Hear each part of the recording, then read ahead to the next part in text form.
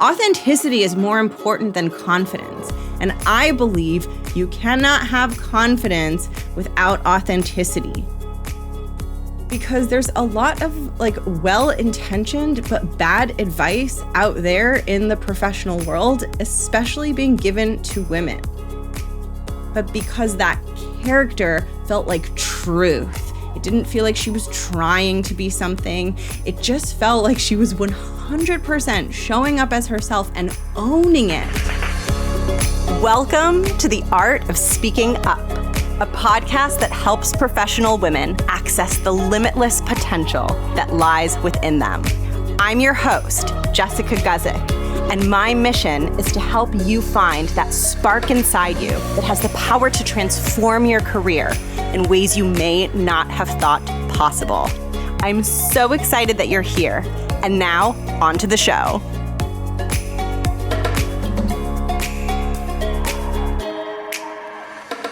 Welcome to the show. Thank you for tuning in. I hope you're doing good. I hope you're feeling good. I am so excited about the topic of today's episode because it's something, often it falls into this category, but it's something that I struggled with a lot. I went through this journey myself, and I know it's something that a lot of you are struggling with, which is you want to have this strong, captivating voice at work, but you also want to feel like yourself and you want it to be really authentic. And I think that is such a good goal because I wasted so much time in my career trying to strengthen my voice and build this voice that wasn't my voice. And that was a total waste of time because no matter how quote unquote strong that voice got, it wasn't mine. So it was bound to collapse at some point because it didn't feel good and it wasn't sustainable.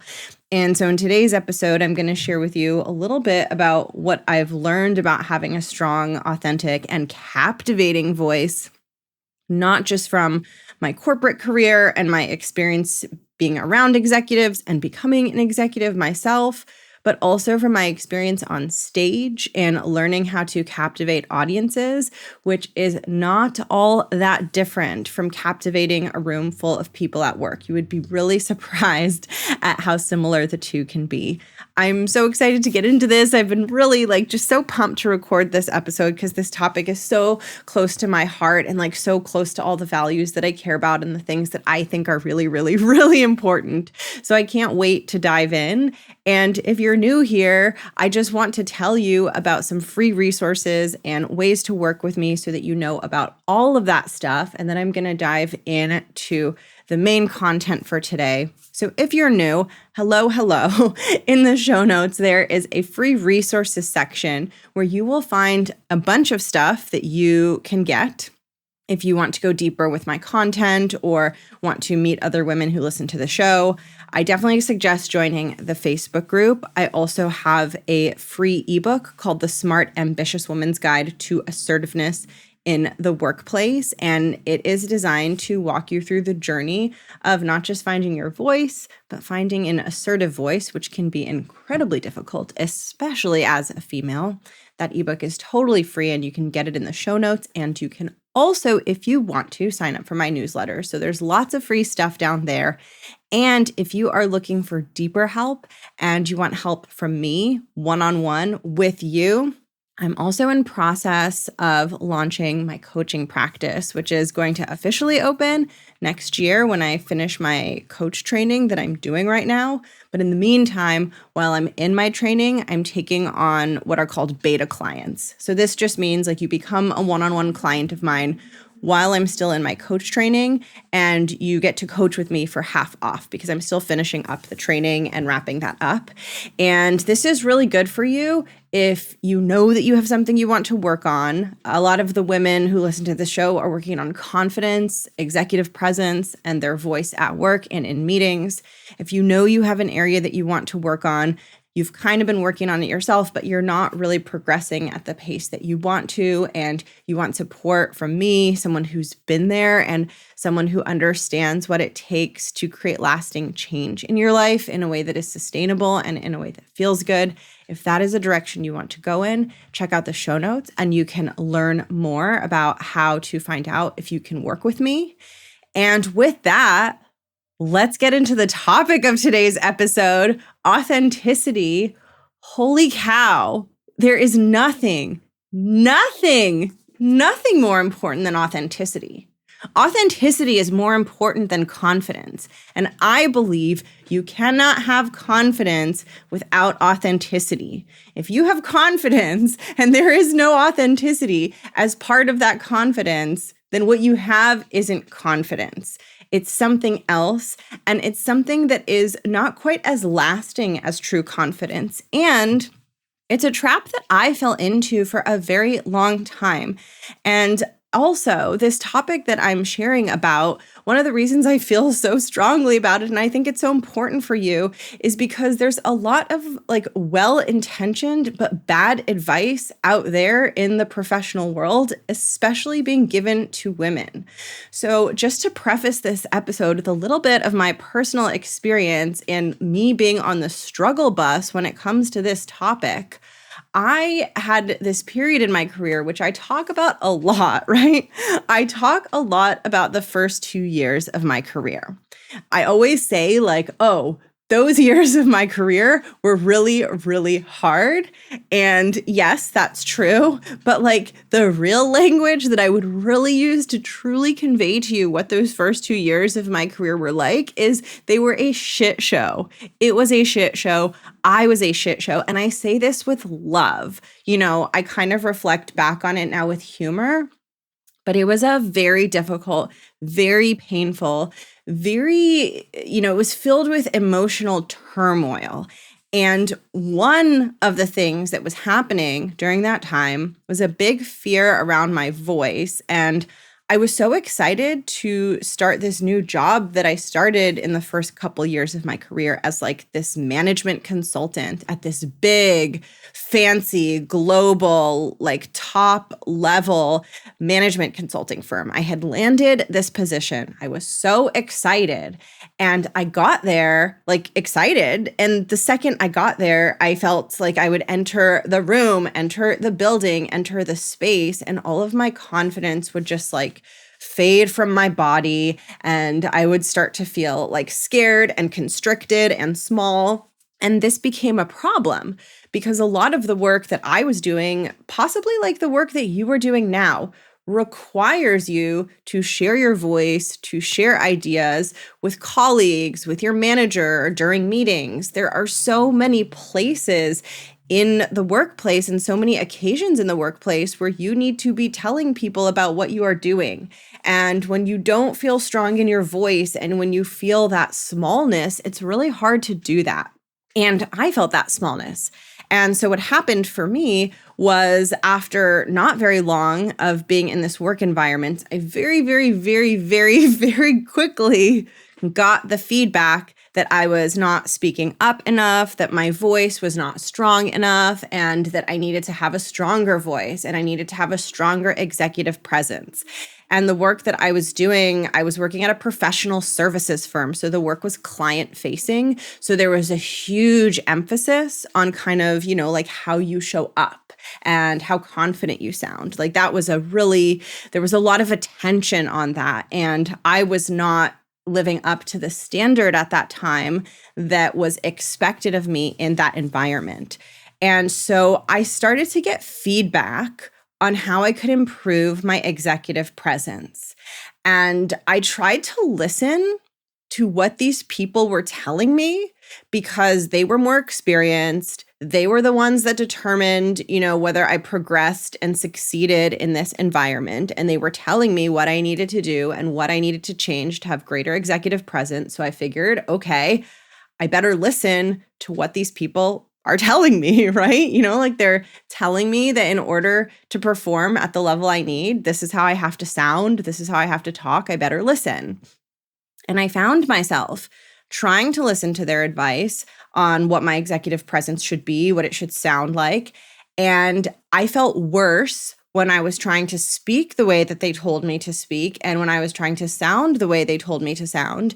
And it made me feel like maybe I'm so broken and maybe I'm so effed up that not only am I so shy and awkward and not able to be a normal human during meetings, not only that, But also, I am so broken that these people told me exactly what to do and exactly how to fix this problem and exactly like what I need to do to get a better review next time on this topic. And I can't even do it. And I thought, whoa, something's wrong with me. Like, I really suck at this to begin with, and I can't implement this feedback, and I feel awful and horrible all the time. This is really bad. And as I'm sure you can imagine, this led me down a very dark place. And that dark place that this led me down is one of the reasons that I started this show. Because if you are in a dark place like that right now, or if you ever find yourself in a dark place like that, you need to know that you're not alone. You need to know that there are so many women out there in that dark place right now, and that it doesn't mean anything about you. And I promise that if you can have patience and gentleness and bravery, you can absolutely come out of it. But what's even more important than me telling you that is me telling you what I believe so strongly in my bones. Like, I believe this so strongly. And this is like why this podcast is so important. What I really, really, really want you to know is that a lot of this advice that women are receiving about how we need to sound and how to sound more powerful and how to have executive presence, it's not good advice. It's not helpful. It's not useful. It comes from this old world model of how a leader should look, which is like aggressive and loud and masculine and domineering. And that model doesn't work for everyone. That is not everyone's style. And so what was missing for me at that time was there was like no acknowledgement at all that different people are going to sound strong and confident in different ways, right? So my way of sounding strong and confident isn't the same as like the 45-year-old man who was giving me the feedback on how he thinks someone sounds strong and confident. It's absurd to think that everyone should sound the same. But what happens a lot is that women get feedback on like this very archetypal idea of a leader and what a leader should sound like. And of course, when you're trying to be something that you're not, it feels awful and it's hard to do. And on the flip side of that, when you're trying to be something that you are, it just feels natural and it feels good and it feels like an expression of yourself. So even though building confidence can be scary because you have to take risks and you have to speak in ways that you've never spoken in before, like even though it can feel scary, it shouldn't feel like fundamentally bad and awful, because you should just be expressing who you are. And if someone tells you that you need to sound a certain way, that you need to dress a certain way, a lot of the feedback that I got on my executive presence was very much on my cosmetic appearance. So really some of the first things I was told was like, okay, start by trying to not look as young. I would suggest cutting your hair. Your voice has a lot of like uptick and valley girl, so you really need to pay attention to that. And all of these things that I was being told, they made me very self-conscious and they didn't help at all, because what really needed to happen was an exploration of what makes me feel powerful. And as soon as that exploration happened, then it wouldn't matter the length of my hair or my valley girl voice. None of that would matter. As soon as I felt powerful, I would have executive presence. So, they were trying to change all these things on the outside. And what they really didn't realize is that power and executive presence comes from the inside. And if someone ever gives you advice that makes you feel horrible and doesn't feel authentic to you, you don't have to follow it. And in fact, it is really important for us as women to be discerning about the advice that we get. Because the more that we stay true to what we want to create and to what we think is best for us, the more we create new norms for other women, that power doesn't have to sound that one way, that you are allowed to be unique to who you are. And that brings me to something really important for today's episode, which is the idea of uniqueness and the idea that the things about you that make you you are actually the very things that you need to be captivating and strong in a professional setting. And the way that I want to explain this to you is this comes from my experience of what happened when I started to learn to perform. So I've talked about this on other episodes before. This is like, I don't have this part of my life active right now because of coronavirus. But before coronavirus, I was studying performing arts and I was studying improv comedy and I was studying musical improv comedy. So I was getting on stage and I was doing comedic routines and I was learning also how to do musical improvised comedic routines. And as part of that, I started to learn a lot about stage presence in class and I started to get comfortable performing in front of audiences, which was like a huge me overcoming my fears in a massive, massive way. But what was really interesting was it started to affect my voice positively in all of these other areas. I felt more confident at work. I felt more confident with the podcast. It started to have all these ripple effects that I didn't anticipate. And I didn't take the classes because for that reason, like I just took them because it seemed fun. So it was really fascinating. And I really started to learn what it means to have presence, what it means to be captivating, how it's different for an audience of people watching you when there's energy flowing through you and you're being your authentic self versus when there isn't. And it's really a real thing. And as soon as you learn some of those things, it really helps you feel more strong and captivating in all kinds of different settings. And I want to explain to you one foundational thing today, and I'm sure that I'll build upon this in more and more future episodes because this is so important. And I know a lot of you are working on executive presence and confidence. I know it's a big area of interest for so many of you. But what I want to walk you through today is the importance of uniqueness and authenticity and how those things feed into executive presence and being captivating and having charisma. Because one of the most powerful things you could do is not just sounding confident and, not just sounding powerful, but really when you speak, people are hooked in. They are listening. They are feeling something. And what they are feeling is making them want to listen to you more and more and making them tuned into you in a way that fosters a connection between you and them. Holy cow, is that powerful?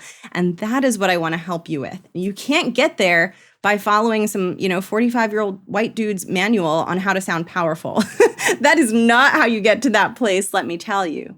You get to that place through authenticity.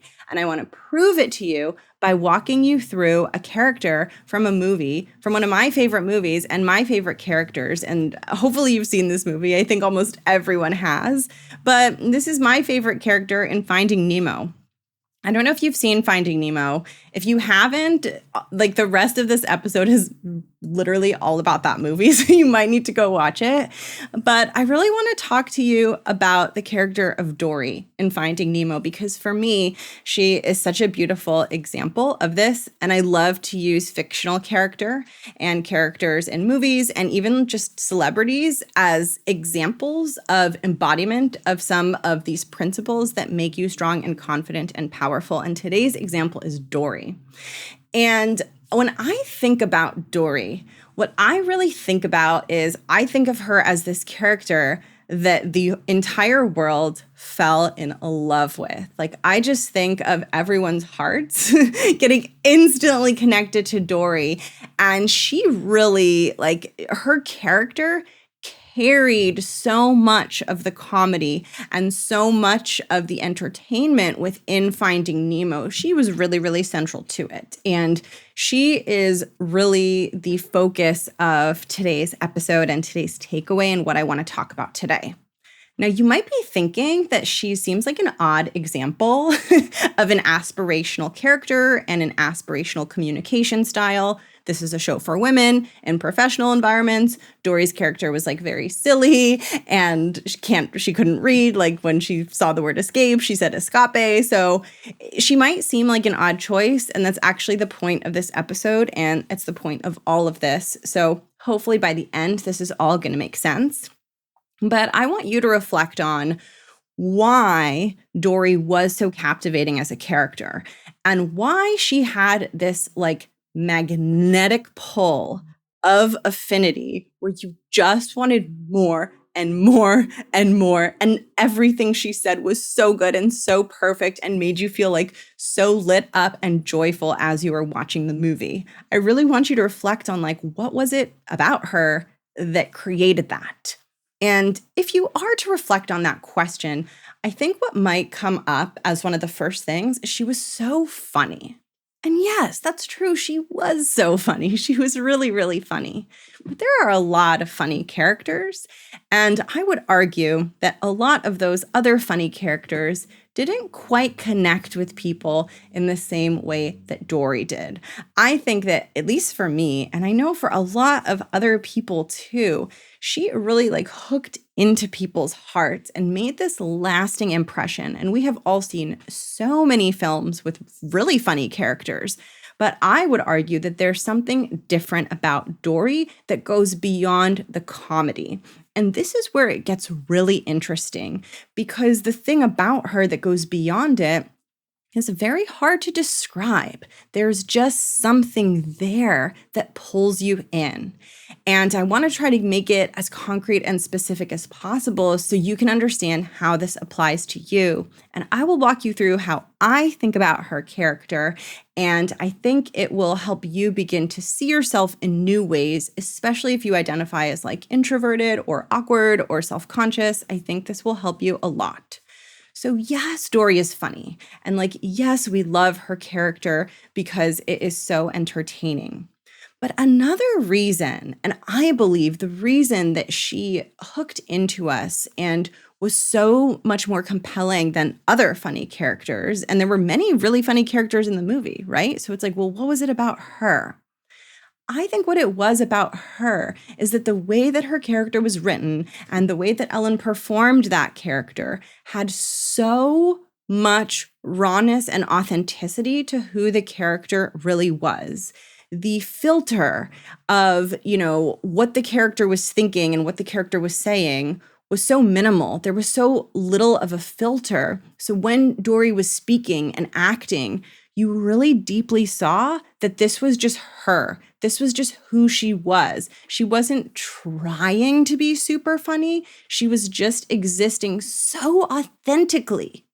And because she was being so authentic and because we got this really direct connection into who she is at her core as a character, because that was so open and clear, as we heard her speak and as she would say really funny things, we got to know her really quickly. We really quickly got a sense of this character. This character is very optimistic. This character doesn't worry a lot. She a lot of ominous things are on the horizon and she is just not worried about it. This character is not very self-aware, but in a way that's very charming.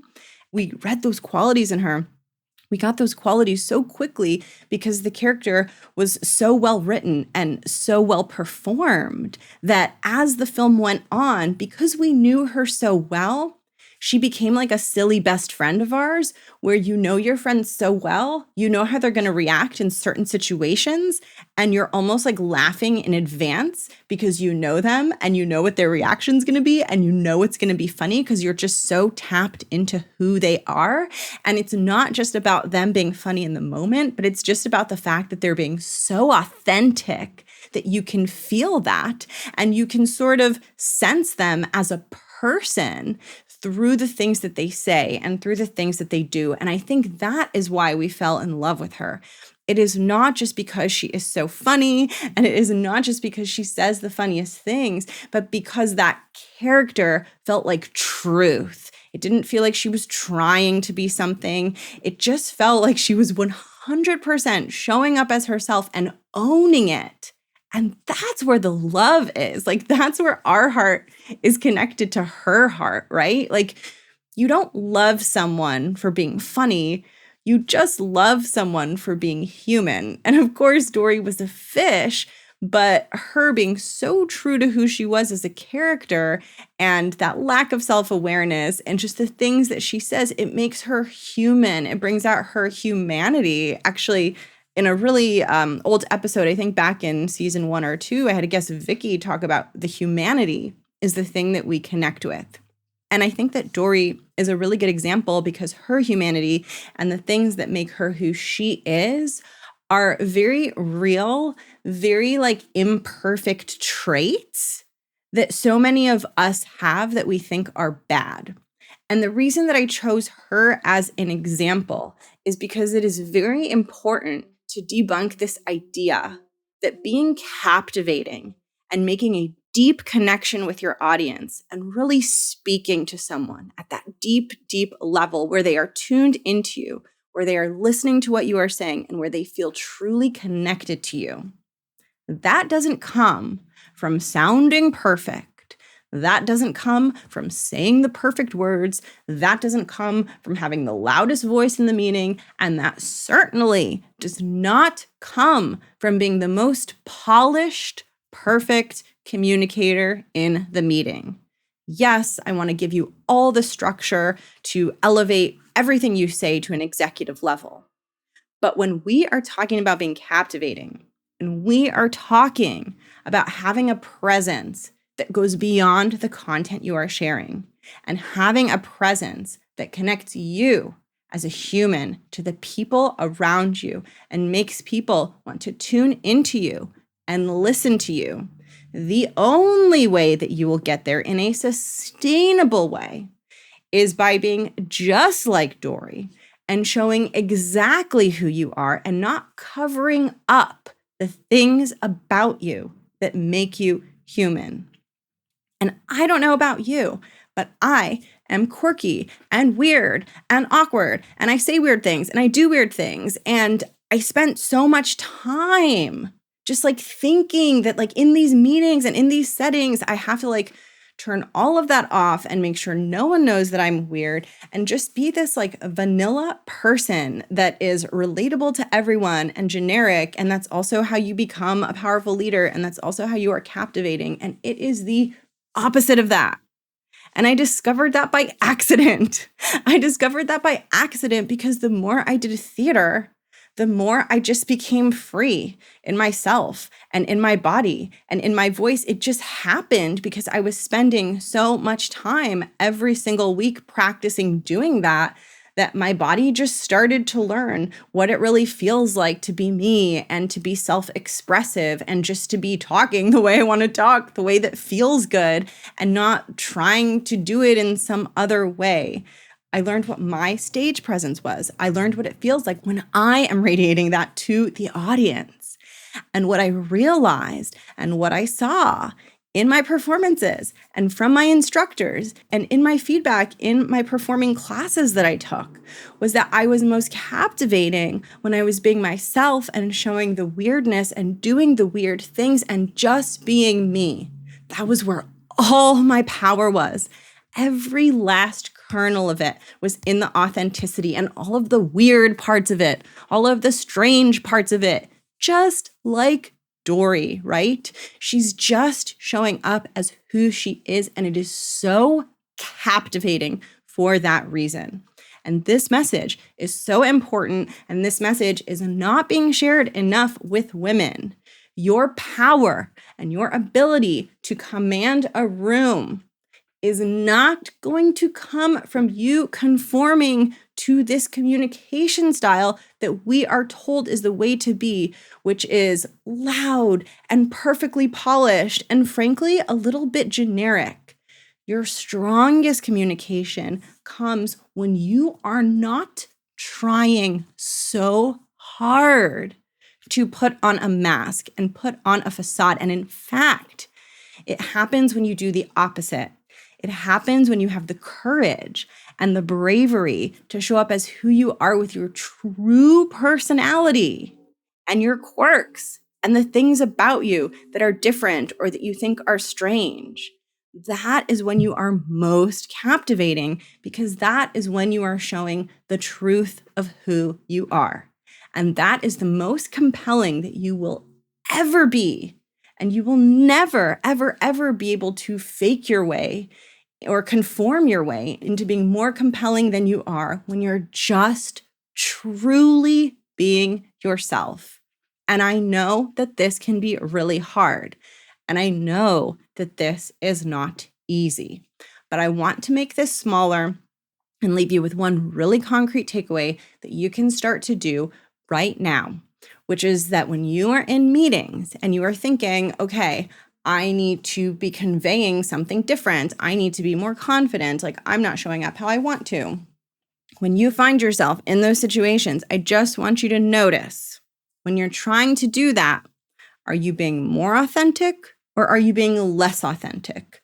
Which direction is your default direction that you're going in when you're in a meeting and you're trying to show up with stronger presence? For a lot of us, especially as women, we're going in the direction of being less authentic because that's what society has told us to do. And that's what a lot of professional environments tell us to do, especially for women who don't fit the mold, right? Especially for those of us who are like strange or quirky or different or unconventional. Those qualities do not typically get cultivated in a professional setting. And I think they are the most important thing to cultivate, not only for us to be more comfortable, but for us to pave the way for the next generation of women to see that we don't all have to look and sound the same. And so what I would ask you to do is if you find yourself in meetings going farther away from your authentic self, I would ask you if you can take one small step towards speaking more like your true self. This is the self that is around your friends. This is the self where you feel most comfortable and at ease. That is the direction we want to go in. And of course, once you have that core sense of self and you feel authentic and you feel like you're being yourself instead of like being a weirdo, because like no one wants to feel like a weirdo, right? Once you get to that like sense of self, then you can build on it, right? Just like a performer would do, just like I would do on stage. You start with yourself and then you amplify from there and you figure out, okay, this is how I feel and this is how I sound and this is how I talk when I'm being really authentic and I'm being who I am.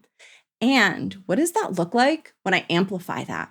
What does that look like when I feel really, really powerful? Then how does that look? And then you're arriving at that place of power from a foundation of authenticity.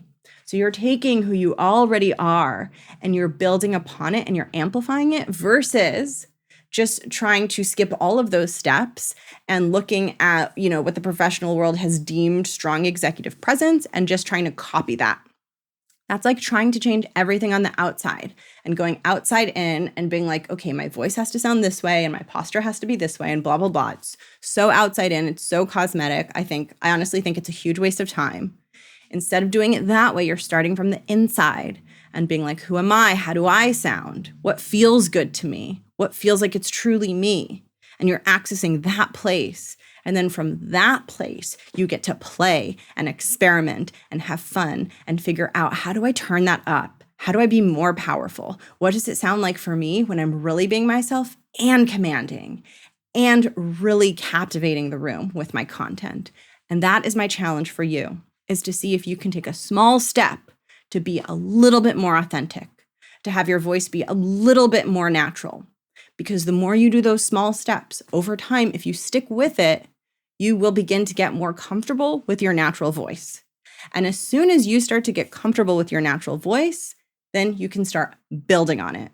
But I don't suggest trying to just go outside in and just make your voice sound a certain way and make yourself sound and look a certain way because someone told you to do that. I suggest getting in touch with who you are. And from that place, once you start to feel comfortable and authentic, building upon that. And that is what makes you captivating. And that is why everyone was obsessed with Dory. No one will ever be obsessed with someone who is just trying to like emulate some outside in standard, right? People are only going to fall in love and only going to develop that affinity for someone who is truly radiating authenticity. So if you really want to get to your most powerful place and the most powerful presence that you will ever have, this is the only way there. There is no other way there, and it has to start with authenticity. So I would love to hear from you if this is something you relate to. And what I'm really curious about is what your experience has been like in meetings where you are trying to be more confident. After listening to this episode, do you feel like some of that, some of those attempts to be confident are moving you away from who you truly are, which is a really interesting thing to notice, right? Without any judgment. It's just an interesting thing to observe. And I would want to know, what is one small change you can make to move yourself closer to who you truly are? And what I would really want to ask you to pay attention to when you do that is how it feels to be more authentic versus how it felt to be less authentic and showing up in this way that you thought you had to show up. So I would love to hear, and feel free to message me or reach out to me. You can email me, you can message me on Instagram. I will put that in the show notes. And if you want one-on-one support and you are ready to move faster and take action towards your professional growth and you want to do that with me, I would love to help you and I would love to work with you. And you can learn more about working with me by going into the link in the show notes and checking out the podcast website. And don't forget to check out the free resources. And thank you so much for tuning in. I'm getting close to the end of the season. So this episode is the second to last episode of season 4, which I'm really excited.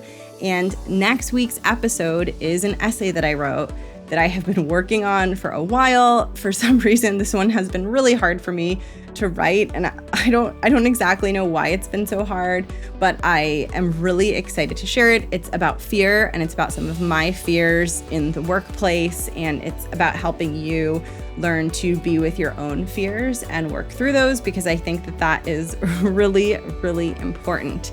So I'm just excited to share that with you. I'm excited to close off the season. There will be more bonus content coming later in the month. I'm gonna do the Ask Me Anything questions in 1 or 2 bonus episodes. So I'm looking forward to that. But definitely tune in next week. I'm so excited to share that piece with you and hear what you think. And I hope you're doing amazing. And I hope you have an incredible day. And I'll catch you soon. All right. Mwah. Bye.